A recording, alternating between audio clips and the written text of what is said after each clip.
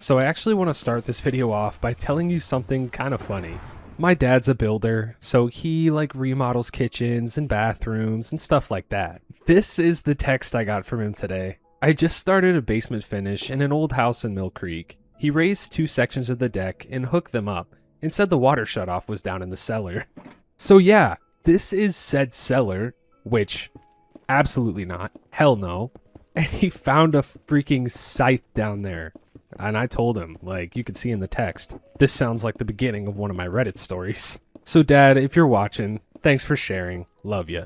Anyways, we're going to be finishing up my Nether highway in Minecraft today, and I'm going to be reading a scary story from the well-known Saturdead.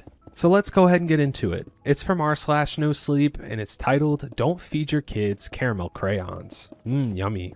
Everyone has a first memory. For me, it was chewing on a crayon and looking down at paper. Someone was screaming at me to do something, but I couldn't understand what they were saying.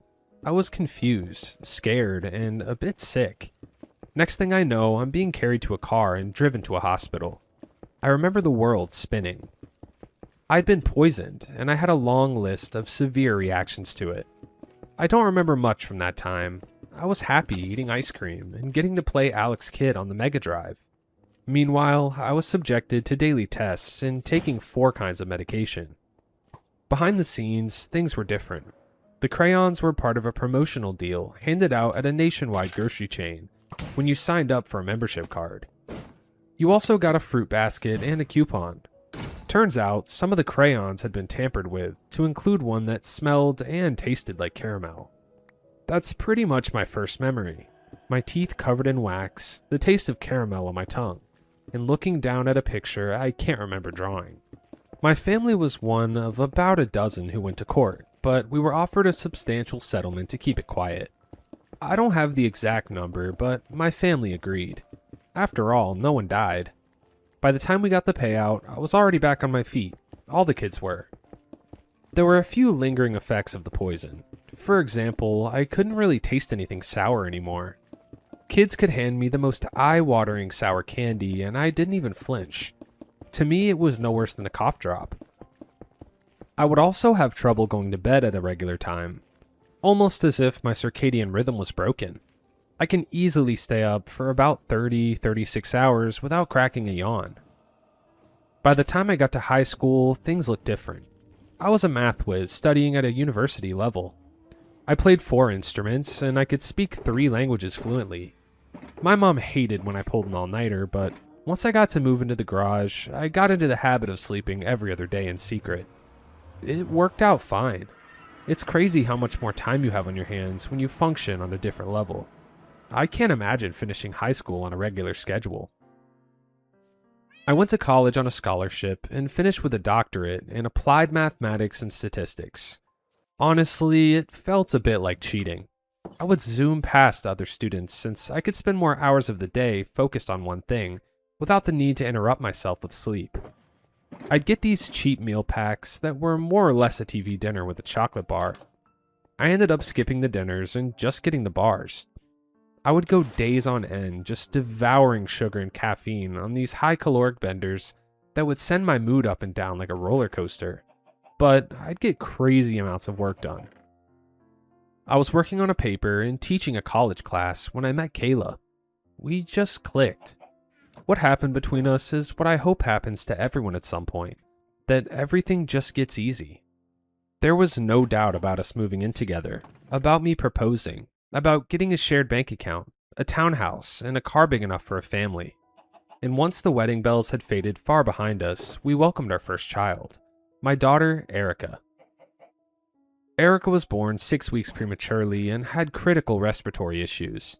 She required around-the-clock care, and things were a bit touch and go for a while. There was a severe chance of bacterial infection, so Kayla and I had to watch her day and night through a pane of glass. I would be there for days on end, once again subsisting on candy from the vending machine and the occasional lukewarm coffee. But things turned out alright. Erica pulled through, and we took her home. I think the whole thing scarred Kayla a bit, turning her more overprotective than she'd want to be. Not saying I was completely unaffected, but she definitely had a shift in perspective. She'd stay up at night, holding a mirror in front of Erica just to make sure she was breathing. But, as with most things, we found a new normalcy, and days turned to weeks, to months, to years. By the time Erica started going to preschool, we noticed some behavioral patterns. She avoided other kids and kept to herself. She had trouble following instructions, and she'd sometimes act in a way that made her seem cold. She'd snap at teachers and stay in her corner, drawing with crayons or playing with her favorite stuffed bunny. I figured it was a quirk of her personality, but Kayla wasn't convinced. We had a lot of fights about it, and at one point, her patience ran out. We'd been sitting in the kitchen talking for well over an hour. She was having a cigarette, blowing smoke out the window. She only smokes when she's stressed. "Maybe it's that shit in your system," she snapped at me. "That poison. Maybe it can affect our kids. You're suggesting it's my fault she can't make friends. You even know what you have? They ever tell you that?" The fight eventually ended, as they all do, with quiet resignation and Kayla going upstairs to check on Erica. That argument made me take a step back and poke around a bit. It didn't take long for me to find the contact info from some of the other families. Some of them had kept in touch with my parents for years after they went to court. Hell, our family still had some of that settlement money left. I double-checked a couple of names with my parents and sent out some emails. After a couple of days, I got a response from a man named Howard. He was about my age and introduced himself as one of the kids affected by the same thing when we were younger. He'd just changed his name for unrelated reasons. He'd been in touch with a couple of the others and wanted to bring us all together to see how we were doing. It was a fun idea, sort of like a class reunion for people who had something very specific in common. I agreed, since it wasn't a long drive. I drove out to a cafe on a lazy Thursday in July after a long day of grading papers. I didn't really know what to expect when I pulled into the parking lot, but it wasn't hard to spot the crowd I was looking for. 7 people showed up, from all walks of life. All of them around my age, skinny and well-dressed. None of us wore glasses. I walked up and introduced myself. There were a bunch of names and people wanting to introduce themselves.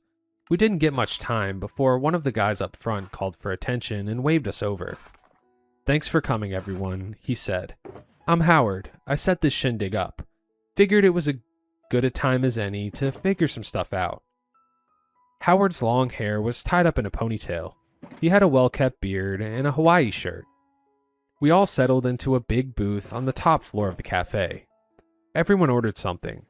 Coffee with extra sugars, an energy drink, classic Coke, snacks, cookies, sandwiches. I wasn't the only one with an appetite, but to be fair, that place had an amazing carrot cake. While we were chowing down, Howard spoke up. "I figured we could go around the table and introduce ourselves," he said. "Something about you, your job, where you live, something like that." We all agreed. One by one, we said our names and a little tidbit about ourselves. I shared a bit about my work, my wife, and my daughter. There was one who was a cryptographer working with the defense industry. Another was a city planner working to stop congestion through simulated models in inner cities. We had an art critic, a structural engineer, a professional musician, and a surgeon. Howard worked with cybersecurity. It didn't take us long to realize we had a lot in common. We all had a college education, and many of us were on the same academic level. We had complex roles that required years of specialized experience. As we compared notes, I had a slice of cheesecake and noticed Howard looking at me. He tilted his head and asked an open question. What else do we all have in common? Turns out, quite a lot. On top of being well educated, we all had a sweet tooth. We all had a complicated relationship with sleep, and we had great short-term memory. All in all, we were doing pretty good. The surgeon chimed in. "We don't really know what was in the crayons," he said. "They never released a toxicology report, and most of the documents were sealed as part of the court settlement. It'd be impossible to find anything about it at this point. There wasn't anything that different about any of us. We had all been x-rayed and had our blood drawn at one point or another, and no one had ever noticed anything strange. On paper, there was nothing unusual about us. We just had the caramel crayon in common, and that changed the trajectory of our lives. Then the structural engineer spoke up. Frankly, if whatever was in those crayons made us end up like we are today, can we really say it was such a bad thing? We could disagree on principle, but the facts spoke for themselves. Another added, if I had a kid, I'd want them to get the same opportunities that I did. I wouldn't mind giving them a caramel crayon. The others agreed. At the very least, they wanted to get a closer look at what it contained. Thinking back on Erica, I could see where they were coming from. Erica had so many issues, and if giving her this one thing could help, I wouldn't hesitate to give her one. Coming home that night, I put Erica to bed. She was having another stomach ache, so I already knew what Kayla was doing. Whenever Erica had stomach issues, Kayla reviewed everything she'd eaten to see if there was a common denominator, some kind of allergen. So far, we'd found nothing. I read Erica's story, tucked her in, and joined Kayla in the kitchen. As she reviewed the list, I told her about the group and our meeting. If we got the option, do you think Erica would be better off being a bit more like me? I asked. What do you mean? I mean mentally, if she was a bit less tired and a bit more attentive, you know? How can you say that? I don't mean it like that. I sat down and held her hand, looking her in the eyes. Without using a word, I tried to tell her I wasn't asking this to be mean or to imply anything bad. I was concerned. I think Erica would do better, long term, if she had the option to be a bit more like me. Do you agree? Kayla looked me deep in the eyes. I could feel the easing tension in her hand as she twirled an unlit cigarette between her fingers. She thought about it, then released a drawn-out breath. Yeah, she nodded. I think she'd do better. Me and the others created an email group and got to work looking into what we could about the crayons. As the case never went to court, the news articles that covered it were sparse. Luckily, some of the families involved kept meticulous notes. I talked to my parents and made copies of all contracts and tests they had done and uploaded them to our communal group. Others did the same. There wasn't much to go on, but the surgeon went through what he could and confirmed that we'd all had symptoms reminiscent of anaphylaxis, allergic reactions. Some of us experienced sudden weight loss, while others had inflammation of the gut lining. Most of us had experienced balance issues, while others had severe eczema spanning the entire length of the spine. A part of the settlement had been the company reassuring our parents that they would either stop production entirely or change their safety standards. The structural engineer suggested that the tampering was probably done in-house when the product moved from packaging to warehouse, meaning the culprit was probably someone who worked at the central warehouse unit. We all pitched in with what we could. It was a lot of fun to dig into something like this, and everyone seemed on board. It was a puzzle to solve, and we were all in. One weekend, I couldn't put the work down. I usually forced myself to sleep every night, but that particular day, I was too fired up to get any rest. Kayla was worried, leaning on the doorframe to check in on me. I was chatting with Howard, who was taking on an organizational role to keep things centralized. I just finished updating my contact info. Her stomach's getting better, Kayla said. Huh? Your daughter, she grinned. Her stomach's getting better. Right, of course. She likes it better when you read to her. Kayla sat down next to me, checking what Howard had written. We'd been breaking down our symptoms, trying to come up with a good list of possible substances that could reproduce them, and looking at their effects on consumption. It was a lot of gobbledygook. Sometimes I forget you're a genius, she snorted. Then you show me stuff like this. You really think she likes it better when I read? Changing the subject, she said, tapping her nose. Smart. And yeah, she's pretty open about it. She doesn't hold back, that's for sure. You seen what she drew today? Kayla unfolded a piece of paper, showing me what looked like brown, hollow blob. I couldn't make sense of it. She says it's Mr. Rabbit, Kayla snorted. I'll be honest, I don't see the resemblance. She's gonna keep that thing until she goes to college, I swear to God. You think she'll go to college? Well, I said, turning the paper over in my hands. Maybe not for an art degree. Kayla smacked me on the shoulder playfully, giving me a kiss on the cheek. She's beautiful and makes beautiful things, and you're an idiot. Of course, dear. You're right, dear. Smart man. It took us a couple of days to piece together what we could find. The crayon had most probably been packaged as a sort of compact caramel fudge dipped in a fragrant sugar solution. Whatever the chemical mixture we'd been given actually was, it had to be potent enough not to dilute or be rendered ineffective when exposed to heat or room temperature for prolonged periods of time. That narrowed it down, sort of, but we were far from an answer. Then, a breakthrough. It was our art critic Shannon who found something. She was used to scouring online auction houses and collectibles, and there were a number of people who hoarded strange 90s nostalgia. That included crayons and promotional material, even niche ones. I found a seller in Omaha who's got an actual caramel crayon, she wrote in the group chat. It should be here in a couple of days. This was a game changer. If this was the real thing, we could finally get a sample, and with that, answers. As a couple of days passed, I couldn't help but pay a bit more attention to Erica. Not only was she struggling socially, but she was having trouble with shapes and colors. She could spend all day drawing, but it would always come out as some kind of immaterial blob. Even squinting at a distance, I couldn't make it out to look like anything. It was clear she was struggling with spatial dimensions, often going too fast and tripping over herself. I started thinking she might need glasses. It was a difficult question to answer. Should I give her a caramel crayon if given the opportunity?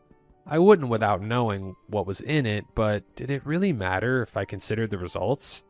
I'd been given one without my consent, and I turned out fine. We all had. The question of whether or not it'd been good for us was already answered. Still, I couldn't help but wonder what would change if she ate one. What would she be like in, say, a year? And later in life, would she be thankful for the opportunity or angry that I took something away? Shannon updated us that there had been trouble with the shipment. She wasn't sure if it was a case of porch pirates or failed delivery, but the package never reached her home. After getting access to a street camera, don't ask how, I have no idea how we did it, one of the members confirmed that no delivery truck had even passed by her house that day, meaning the package had most probably either been sent to the wrong address or never reached the sorting station to begin with. Given how rare the crayon was, we set to tracking it down. Howard was ready to call the whole thing off, but we turned things around surprisingly fast. One guy managed to get access to the warehouse delivery manifest, again, don't ask, cross-referencing the weight of the packages with the order receipt that Shannon had. We managed to find a confirmed delivery to an address not too far from there that matched, and strangely enough, it was delivered to someone with a fake name. While some of them debated back and forth on the topic of whether this was deliberate or not, I offered to simply go check. It wasn't a long drive, and I could bring someone from the group along just in case. It was just an inquiry. Howard suggested we talk about it first, but Shannon was all in. She was just as curious as I was. We ended up taking a trip out there later the same day. It wasn't that far, and I picked her up after dinner. Shannon was about 2 years younger than me, color coordinated in white and winter green, with her black hair in a complex braid. She had these razor-thin glasses that were purely cosmetic. The address we'd found was technically on public property. It wasn't a house as much as it was a mobile home at the end of a long road. It wasn't a bad part of town, but it was somewhere people didn't go if they didn't have a good reason to. If our package ended up there, it was a good chance that foul play was involved.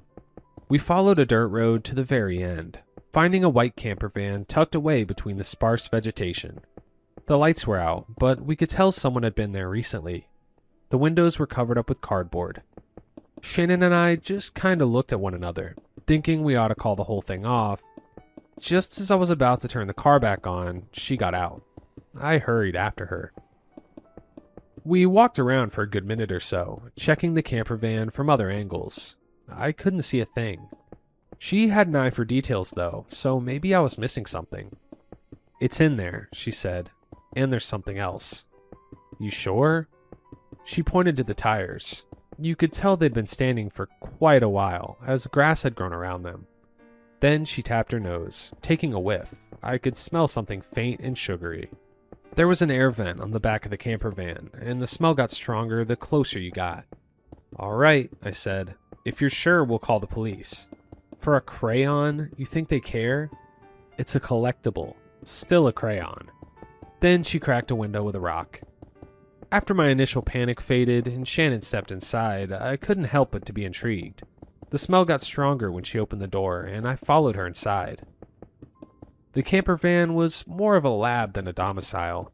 On the immediate right, there was a table full of small terrariums, housing about half a dozen centipedes. There was a portable stove with several kinds of pots and pans full of melted sugar. And there on a small cutting board was a caramel crayon. Someone had carefully removed the wrapping paper and cut off a piece with a scalpel, using a testing kit to get a closer look. Shannon checked the notes while I looked around a bit more. We were already in, so might as well snoop a bit. I noticed this one paper that had an ink drawing on it, a detailed handmade diagram of what looked like a human spine, next to an identically shaped centipede. Some of its legs were longer, and its body shape looked more like that of a linked sausage. Still, the shape of it matched the spine perfectly. There were also a couple of folders with newspaper clippings, test results, and transcripts. Some went all the way back to the 90s.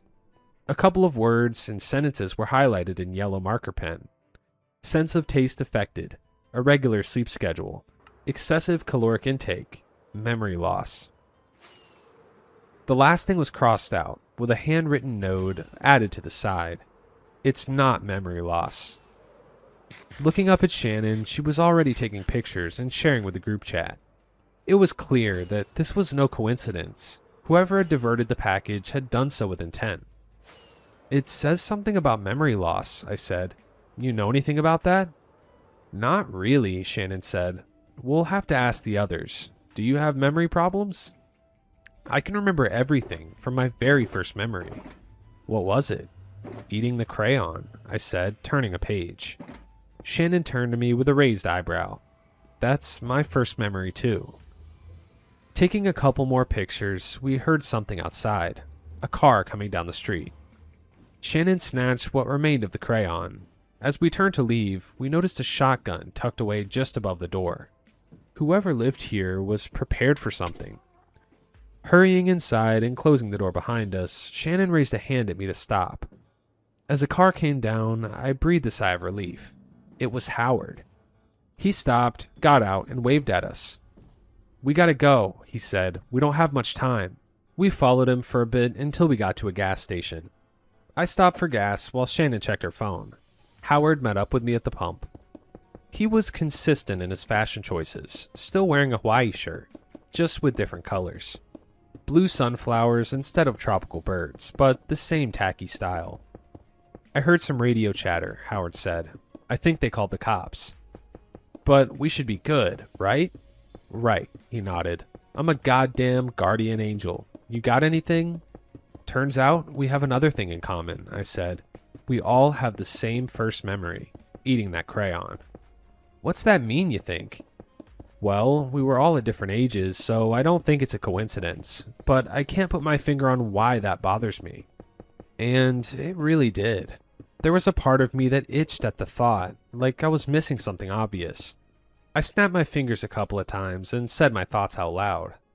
Like, what happened to whatever we experienced before that point? What happened to all those years before I ate the crayon? Neither Shannon nor Howard had an answer, leaving the question looming over us as we called it a night. Howard gave Shannon a ride home as I checked the group chat, watching everyone confirm that none of us had any memory prior to eating that crayon. As I checked on Erica before heading to bed, I couldn't help but wonder if the same thing would happen to her if we gave her a crayon. Would she forget everything we'd done up to that point? Would she still prefer me reading to her over her mom? Pushing the hair from her chin, I couldn't help but wonder. It really bordered on a much larger question. How much was I prepared to give up of my child in order for her to reach her full potential? I wanted what was best for her, but there's no objective way to say what that is. No parent's a fortune teller. Being quick on your feet or good at school is no guarantee for a successful life. What even is success anyway? Closing her door behind her, I met Kayla in the hallway. She gave me a kiss on the cheek and lowered her voice. You find anything? Someone's been looking into this, I whispered. It's strange. You know what's in the crayon yet? No idea, but it made us forget things. What things? I peeked back at Erica, making sure she was sound asleep. Everything. Made us forget everything before we ate that thing. So, you don't remember what you were like before? Not really, no, but I was just 6. Nothing? I shook my head. Kayla frowned a little, growing increasingly concerned. So, it turned you into a new person? I don't think so. If you don't remember a single thing from before you ate it, how do you know you weren't completely different? It was a good question. I talked to my parents about it the next day. Turns out, they thought about that too. Prior to eating the crayon, I'd been a much louder kid. Angrier even. I'd been energetic, kinda pushy, and very affectionate. After eating it, it was like I'd hit a hard reset. You talked less, Mom shared over the phone. You didn't care much for TV, and your whole sense of taste changed. We had to get new cereal. Would you say I was a new person? In a way, I suppose, but we raised you all the same. You can only get so different in the company of the same people. But I was different? I suppose you were. The group chat had similar conversations. According to one guy, he'd gone from right-handed to left-handed after eating the crayon. Another had a completely different posture. One changed their entire pattern of speaking. All of us had gone through a sort of a transformation, changing us on a fundamental personal level. We waited for Shannon to weigh in, but nothing happened. Hours later, as the sun began to set, she still wasn't answering. She'd been one of the most active in the chat up until that point. She wasn't answering her calls either. We were getting worried. She was fine when I dropped her off, Howard wrote. Want me to go check on her? I'll do it, I said. Be back in a bit. Kayla wanted to come along and meet one of the group, but Erica wasn't feeling well, and we couldn't bring her along. Someone had to stay home with her. I said I'd ask Shannon to come by sometime to meet the family. You don't get a lot of chances to make new friends as a first-time parent. I drove out to Shannon's place. She lived in an apartment complex downtown, top floor. One of those expensive places where you have to take an elevator up. She'd already shared the door code in case we had to come by and say hi. This wasn't the first time she'd gotten a visit from one of her crayon buddies. Crayon buddies, that's funny. I went inside the building, stepped into the elevator, and typed out her 4-digit code. As the doors closed, I double-checked my phone. Still, nothing. When the doors opened, I almost swallowed my tongue. There was only one apartment on the top floor, and the elevator opened right next to the front door. The door was wide open, revealing the coconut white interior.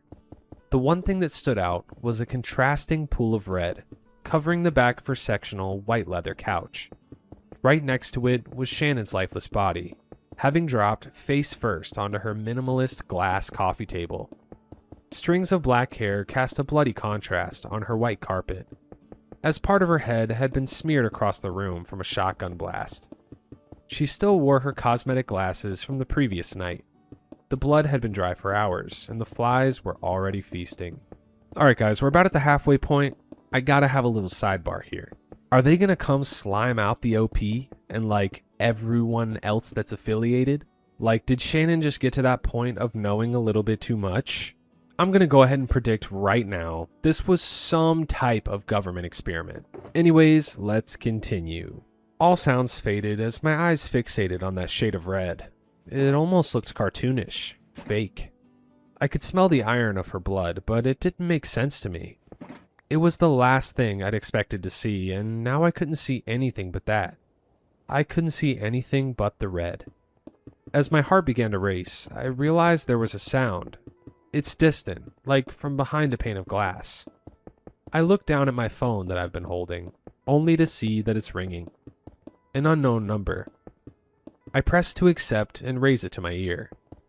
I can barely hear through my own pulse as my mouth runs dry. Step back in the elevator and go home, a voice says.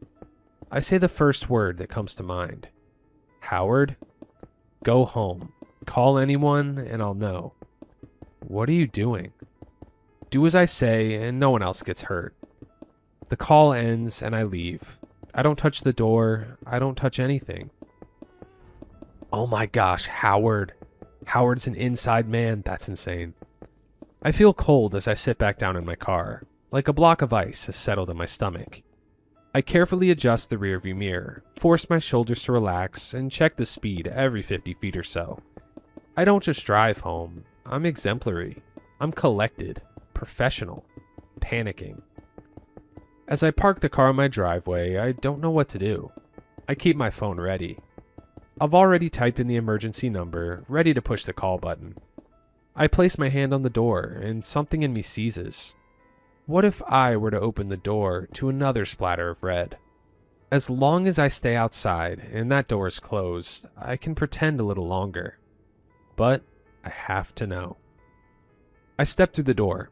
The lights are dimmed and the TV is running on low volume in the living room. There's no one there. A light is coming from the adjacent kitchen. I keep my shoes on as I round the corner, only to see Howard sitting on a chair by our kitchen island. He has a shotgun trained on me. It has a tube added on the top, some kind of silencer.